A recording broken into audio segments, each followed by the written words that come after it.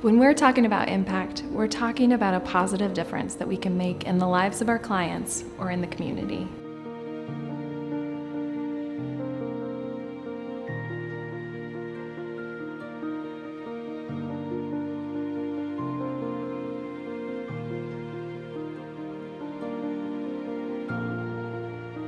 After I had my son, I had really, really bad postpartum depression and postpartum anxiety.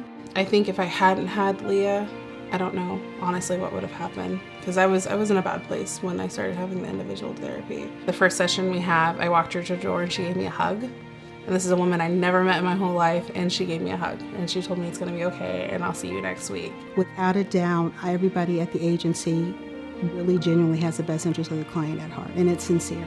We come to them with a genuine respect and regard for who they are as individuals, and I think that the clients can feel that. I always felt like I was valued as a person, and the fact that I never felt judged made me feel more honest. I'm always going to be a parent, so I kind of have to use these skills like mindfulness. Healthy no's. We do what we do because of who we are, not because of who the client is. I use the service. They come to your house. You don't have to stress out about bringing the baby to an appointment, and they're great, and I can say that with confidence. I know that if they go to Catholic Social Services for services, that they're going to be well taken care of. I'm Robert, and I'm just short of 92 and a half. We really want to help someone enjoy the golden years of their life. Studies show that if someone's less isolated, they tend to live longer. If someone's able to stay in their home longer, they tend to live longer. I'm a people person. I like people. They now have me working in a daycare center. Then I'm in a hiking group. I prove that you can teach an old dog new tricks. I've learned over 9 different ballroom steps. It just really gives them a chance to have that companionship, so they're not feeling isolated, they're not feeling alone, they're not feeling like someone doesn't care. I enjoy their company, and they seem to enjoy mine and appreciate it and put up with it. And you only live once, so live it up while you can. I'm old enough to know better, but I'm still too young to care. She really needed somebody to help her out with her bills. She had stacks and stacks of various medical bills that the person that had been helping her was just not addressing. And I'm like, we're gonna do this, and we're gonna do this together.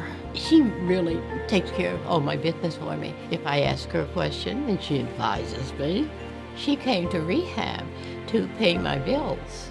Now, you know, that's something else. My goal is to let her be as independent as possible. It's freedom, because when you get older, you have a whole flock of people telling you, don't do that anymore. Don't question old people. We're old, but we're not nutty.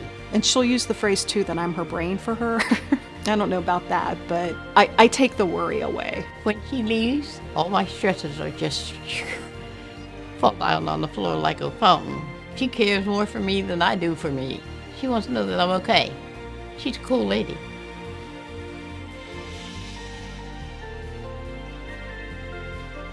This is what differentiated the early Christian communities. Their extraordinary sense of charity, of outreach, of care for other people. Social services works because it's about working individually with a person in order to be able to bring about that transformation. We try to offer other people hope and a sense of the future, that when they look out ahead, they don't see just darkness, but a real possibility for an authentic human life. When we give people the capacity to reach their potential, great things can happen.